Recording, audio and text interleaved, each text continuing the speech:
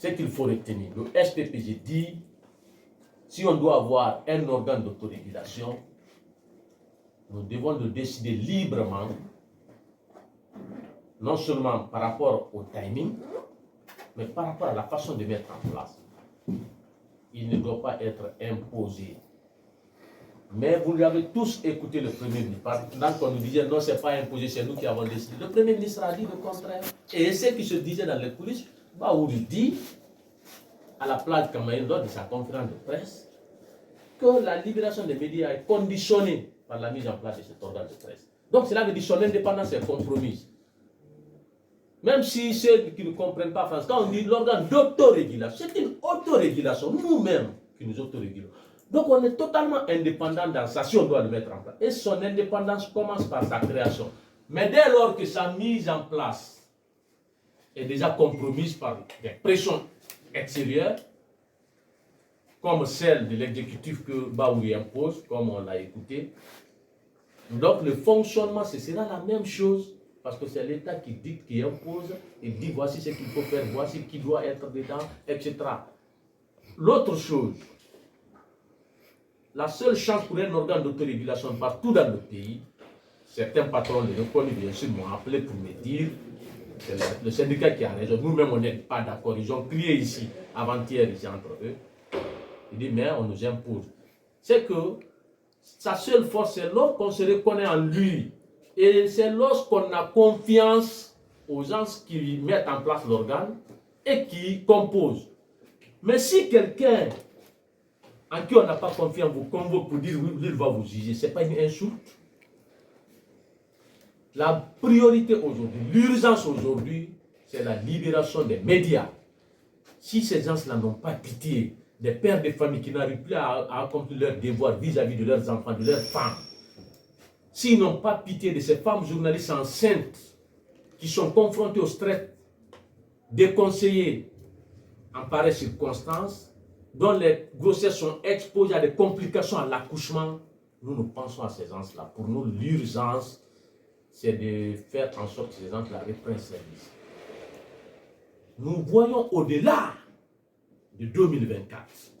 C'est des mauvais précédents. Si on laisse passer ça, cela veut dire que demain, ils feront pire, ils vont nous imposer beaucoup d'autres choses. Et le régime qui viendrait va imposer, on n'osera pas parler. Dès que vous dites, ah mais, le CNRD était là, l'a imposé, ça s'est passé. Donc vous vous foutez de nous. Donc c'est le moment. Même ceux-là qui cherchent le pouvoir, un message qu'ils observent pour dire que la presse dit non. Son indépendance ne sera pas compromise. Demain, je ne les cite pas, un d'entre eux vient au pouvoir, il tente, on lui dira ce qu'on n'a pas laissé. Pour un régime militant, on ne te laissera pas le faire. Tu ne vas pas compromettre l'indépendance des médias. Donc, retenez bien, vous êtes là, vous les professionnels, c'est vous qui faites d'un organe d'autorégulation un véritable organe. Si vous n'êtes pas dedans, c'est une coquille vide. Vous comprenez? On nous a dit pendant 6 mois, on a fermé les médias pour cause de sécurité nationale. Heureusement, le Premier ministre est venu démentir.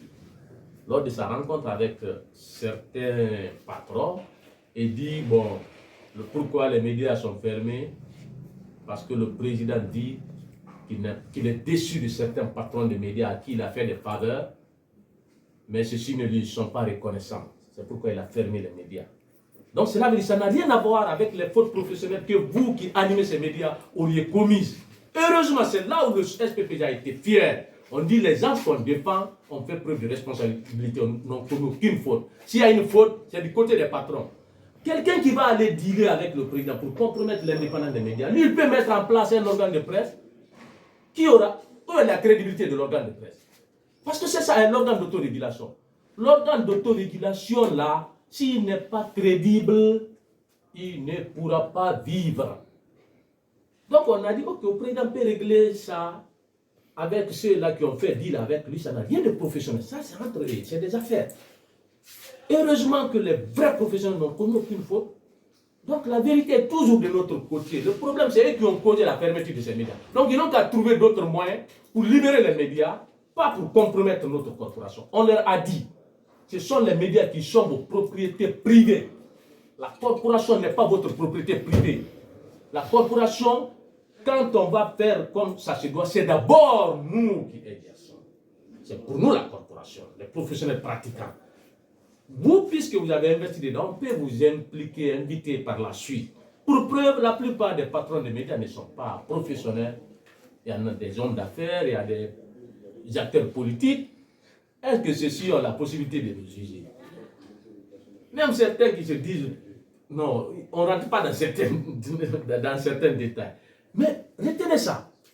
Donc que personne ne vous effraie. Ils ont voulu commencer par ça au SPP. Heureusement, nous sommes bien informés. Ils ont trouvé que nous, on avait déjà fait des études. Nous sommes en contact avec beaucoup de confrères syndicalistes des médias de d'autres pays. Il y en a qui, au Sénégal, on m'a envoyé le rapport d'activité de l'organe d'autorégulation de là-bas pour l'année 2023. Le rapport. C'est dire juste qu'on est informé de ces trucs-là. On ne va pas dire, parce qu'ils ont voulu dire, si le SPP refuse, on va mettre en place cette décision, s'impose à tous. On dit, mais c'est quand même élémentaire ça. Donc restez tranquille, vous n'êtes pas concerné par cet organe, on n'est pas concerné. Si on vous y invite, dites-leur qu'on n'y va pas. Ils n'ont pas force de loi, ce n'est pas comme la HAC. La HAC, ces décisions s'imposent, même si c'est illégal, c'est abusif, etc.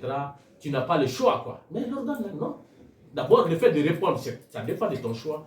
Et de se dire, mais moi, je ne suis pas membre de votre, je ne me reconnais pas en vous. Qui va me juger?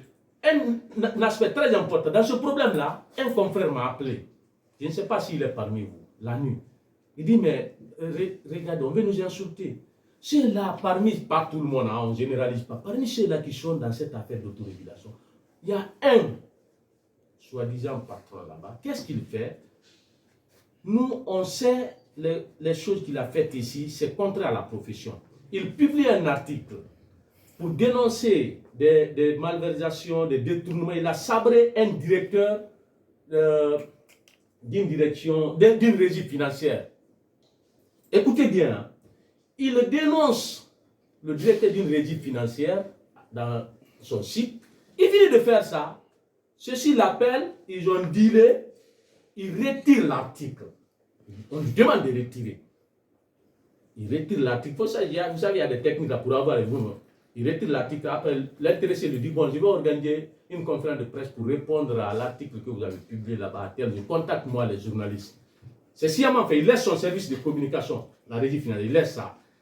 C'est lui qui appelle les médias pour dire que tel directeur a une conférence tel jour à telle heure. Il dit, tu vas venir, c'est toi qui vas gérer l'argent, les trucs, les journalistes là. C'est toi qui seras le modérateur. Vous comprenez bien? Et c'est ce qui s'est passé. Il contacte les médias, ils viennent, c'était lui le modérateur. On vient répondre à ce qu'il a écrit dans son média. C'est lui qui est modérateur de la conférence. C'est une insulte même. Est-ce qu'une telle personne peut convoquer un d'entre vous pour dire que viens, tu as commis une faute professionnelle, on va te juger? On me l'a dit. L'intéressé, vous devez le connaître. Le moment venu, vous saurez. Donc, ça demande des préalables. Au moment venu, si je libère les médias en toute tranquillité, le moment venu, les professeurs verront la nécessité de mettre au pas un organe d'autorégulation. Parce que pour le moment, il n'y a pas un vide institutionnel. Hein. Il y a la HAC. Il y a la HAC. Si la HAC joue bien son travail, on n'a même pas besoin de calculer des trucs. Ça. Vous comprenez? Donc il n'y a pas d'urgence. S'il n'y avait pas la HAC, on dit il y a une urgence, il faut mettre cet organe en place. L'urgence, c'est la libération des médias. Pour nous, l'urgence, c'est la libération des médias. La priorité de l'État, c'est beaucoup d'autres. L'État a beaucoup de choses. Il n'a qu'à s'occuper de ça. Il n'y a pas courant. Il n'y a pas ceci, cela. Ce sont ces priorités-là. Ce n'est pas de ces prérogatives. La mise en place d'un organe d'autorégulation jusqu'à aller imposer ça et conditionner quoi que ce soit.